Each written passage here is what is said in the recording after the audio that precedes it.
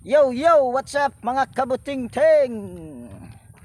Magandang umaga sa ating lahat mga kabuting-ting at welcome back sa ating munting channel. Yan lakad lang tayo mga kabuting-ting papuntang highway. Dahil mayroon tayong home service ngayon at paalbo muna tayo. Papabitay tayo mamaya. Yan samahan nyo ako dun sa pag home servicean mga kabuting-ting at malapit lang naman kaya lakad-lakad lang at medyo marami-rami tayong pag home servicean ngayon mga kabuting-ting at sana ay magawa lahat at mayroon lang sana akong konting favor mga kabuting-ting. Sana mag like po tayo sa mga bidyong pinanood natin. Yan, huwag nating kalimutan mag like at kung bago ka sa aking munting channel ay pwede bang pa-subscribe na rin at pindutin yung kampana at i-all mo para ma-notify kapag mayroon akong mga bagong i-upload na video. So yan, continue ko na lang yung video doon mga kabuting-ting pag nandun na tayo sa pag home service natin. So ayan mga kabuting-ting, andito na tayo sa bahay ng pag home service natin at pag home servicean ko pala. Wow naman! At nagkita lang kami nito kahapon. Tao po! Ayo! Ayan, may sumagot na mga kabuting-ting. Ewan ko lang kung narinig nyo po. Good morning po.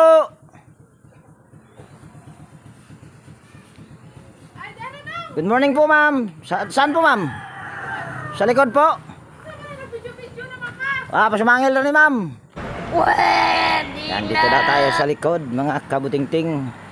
Ito ay barangay Utikon lang din. Sana all magandang bahay. Yan, ito mga kabuting-ting, alin kaya dito? Ma'am!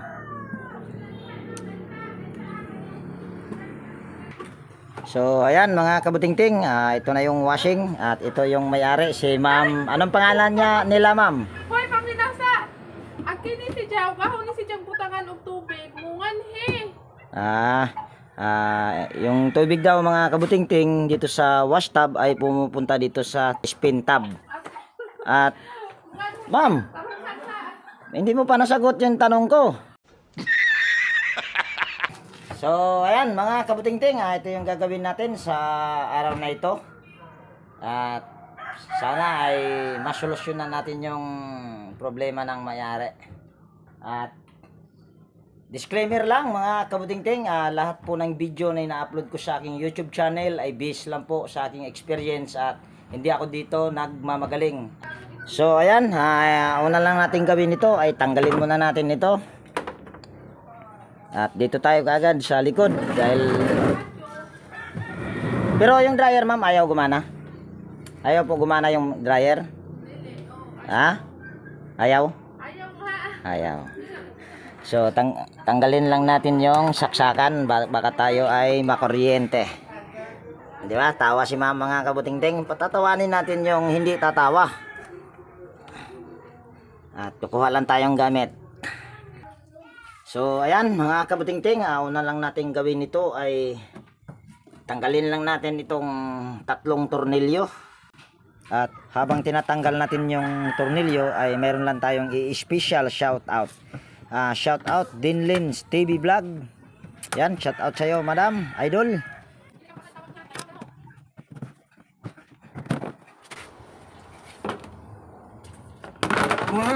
Natumba pa yung takip. So ayan na mga kabuting-ting. So una lang natin gawin ito mga kabuting-ting ay tester lang natin. On lang natin itong tester natin at i-set natin sa OL. Yan. At shout out sa nagbigay nito. kay si Roy ng Pasig. So dahil naka-oil na yan, ikutin muna natin yung spin timer. Yan, nakaikot na.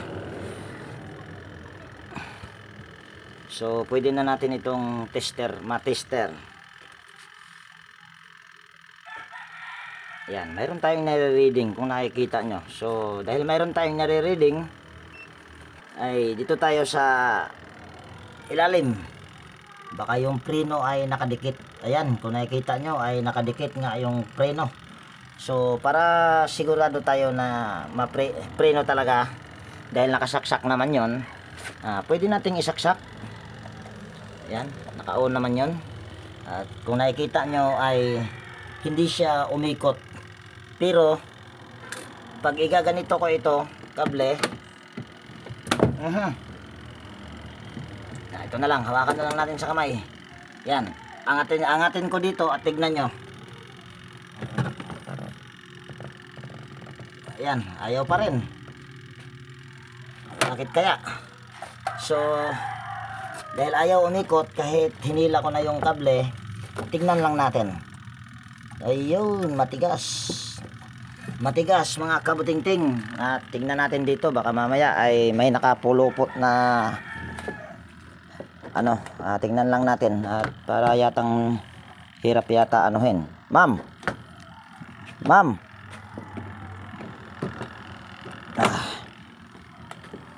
hirap hilahin mga kabutingting, oh. Parang nakakatakot.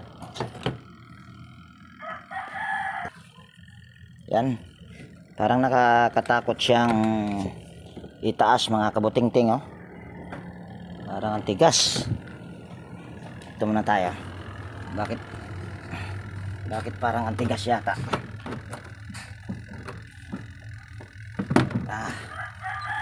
Tanggalin muna natin.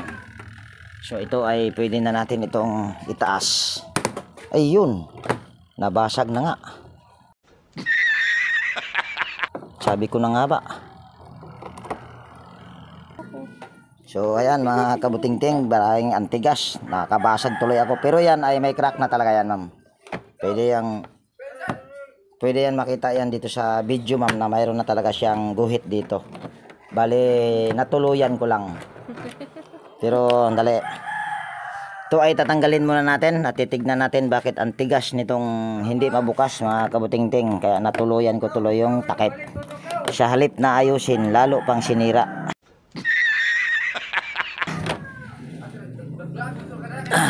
Tanggalin lang natin yung isang tornilyo dito. Yan, oh. So dahil wala naman tayong taga-video, post ko muna. So ayan mga kabutingting, bali natanggal ko na yung tornilyo dito. At ito na, tinanggal ko na rin yung ano niya dito.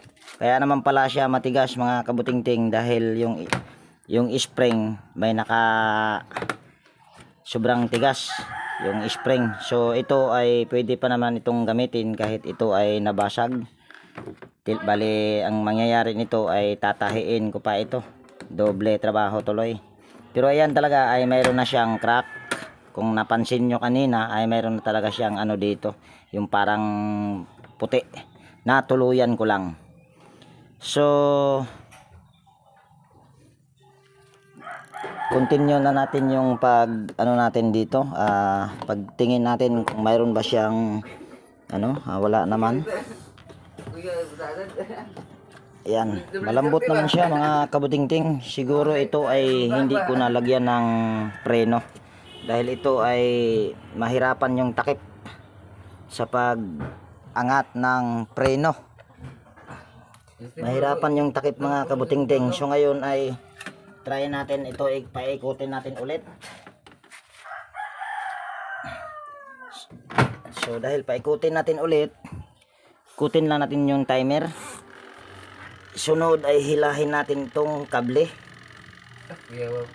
Yan, wala pa rin. Ay, hindi pala nakasaksak. Buang. Yan. Iyon. Umandar na siya mga kabutingting. Litsugas. So ang mangyayari nito mga kabutingting ay wala na tong preno, dahil may problema yung ano niya nito dito. yung spring niya ay hindi na kayang ano to. Ayan oh, may matigas kahit nga walang spring ay napakatigas. Bakit kaya? Tingnan lang natin.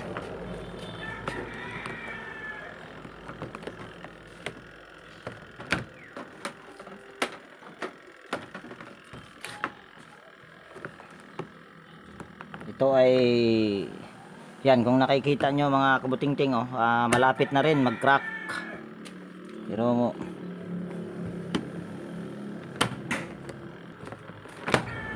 yan mga kabutingting, mayroon akong naisip dito sa takip na ito. Lagyan na lang ng duct tape dahil ito ay talagang wala na oh. Oh, shush, wala na. Nag-crack na. Tapos natuluyan ko pa kahit mahina lang naman yung pag-ano ko.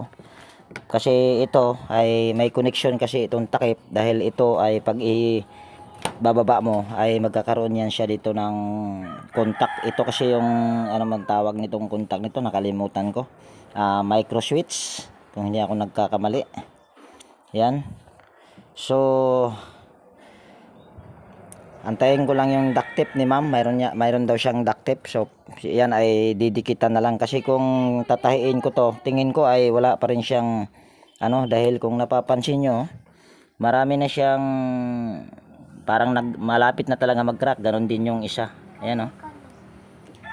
Dahil to sa init mga kabutingting, dahil nasa likod lang. So ayan mga kabutingting, bali inaantay ko pa yung kung ano yung pwedeng mapandikit dito. Sige mamaya, lagay mo lang yan dyan. Packing tape na lang yung ilagay dito. At hindi ko na ibabalik yung spring nya kasi wala na talaga itong tibay. So yung naisip ko na lang na paraan. Ito naman, itong kung nakikita nyo to, ito ay nakaganyan yan. Dahil para ito sa preno, pero ito ay hindi ko nalalagyan ng preno. Nakaganyan kasi yan.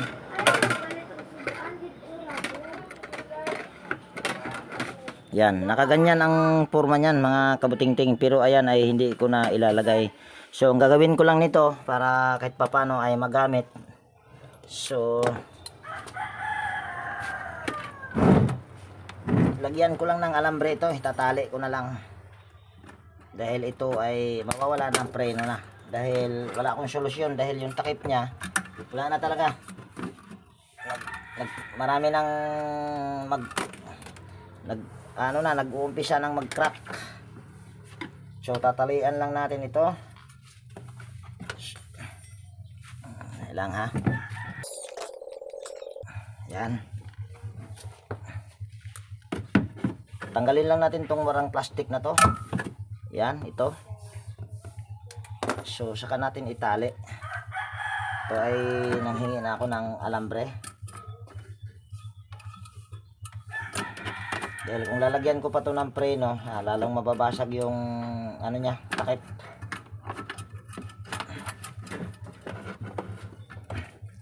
Kaya ito lang yung naiisip ko na paraan.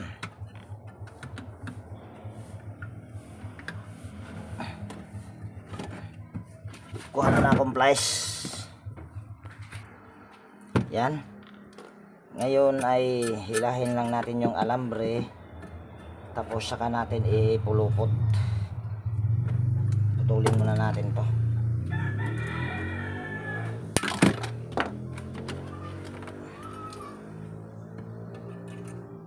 At hahanapan ko na lang ito ng panibagong takip sa junk shop mga kabutingting. Yan, kapulupot na yan mga kabutingting. Ayan ha.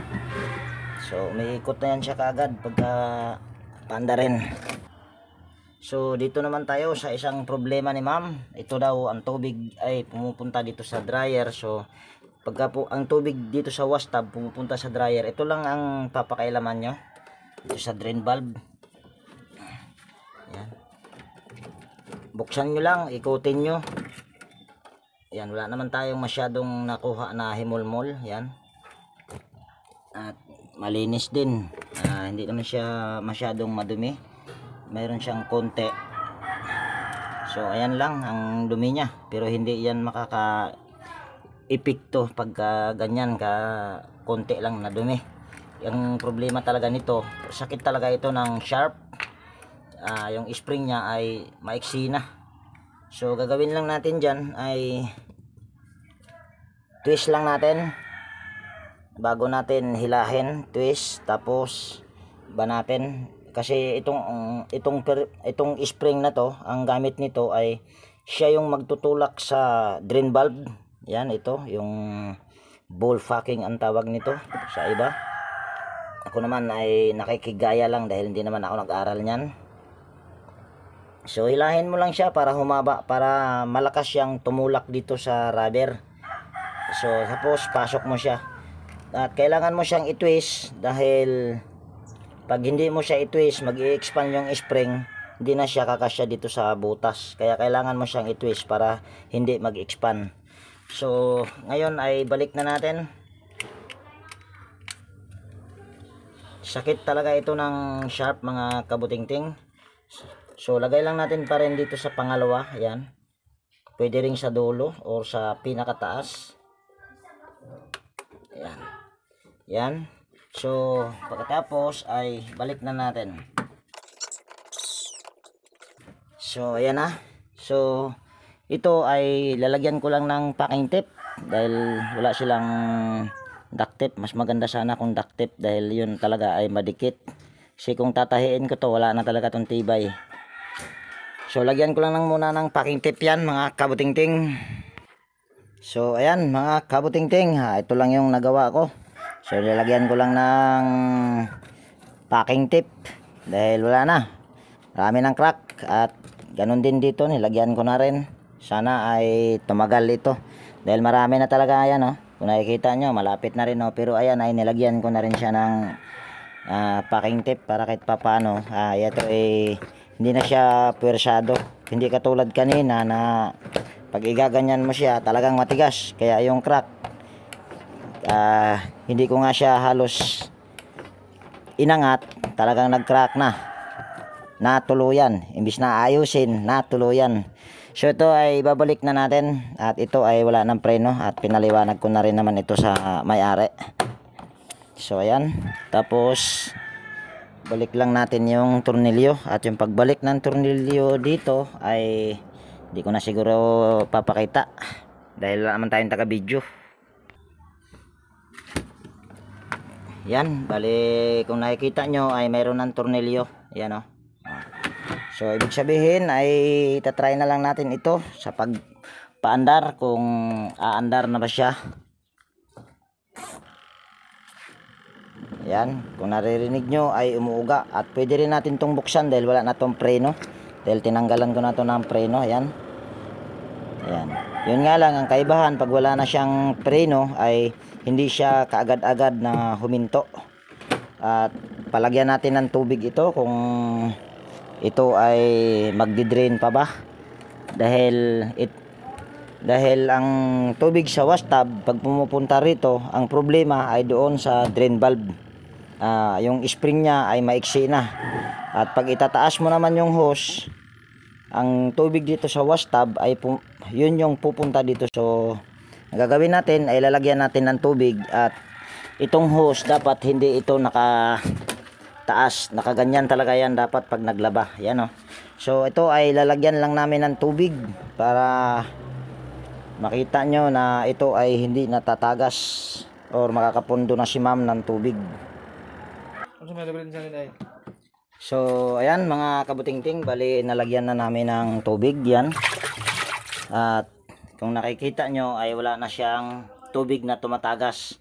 So ganito ang pagtesting yan. Drain lang natin. Yan, tumatagas. Tapos ibalik natin kung ito ay yan, lagay lang natin sa walang tubig para kitang kita nyo kung mayroon pa ba. Yan, oh. So yan ay wala ng tubig na tumatagas. So ibig sabihin ay makakapundo na si ma'am ng tubig niyan. So i-drain na natin lahat ito. Ma'am. Ma'am. Halika muna ma'am, dali. Para makita mo ma'am kung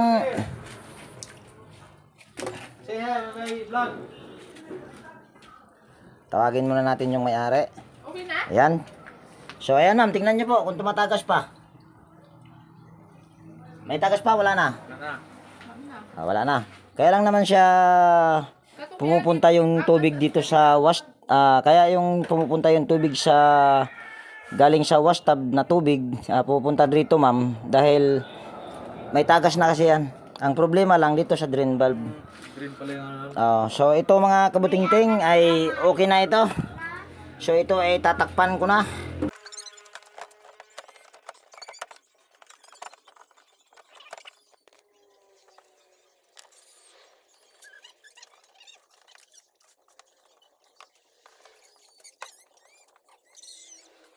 So ito mga kabutingting ay okay na ito mga kabutingting.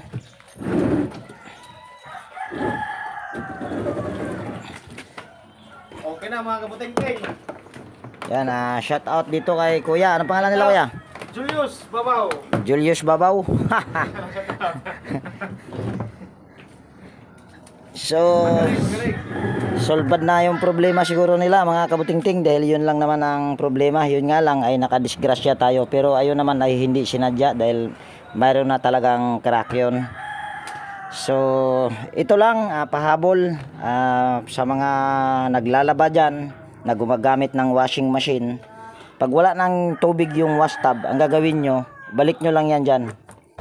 Alam nyo kung bakit kailangan ibabalik yan. Kasi yung pag laging nakaganyan hanggang sa gagamitin mo siya, saka mo siya gaganyan, ang spring noon ay laging nakaganyan. So may tendency talaga na yun ay iiksi at hindi na siya makakatulak doon sa ball packing o doon sa drain valve.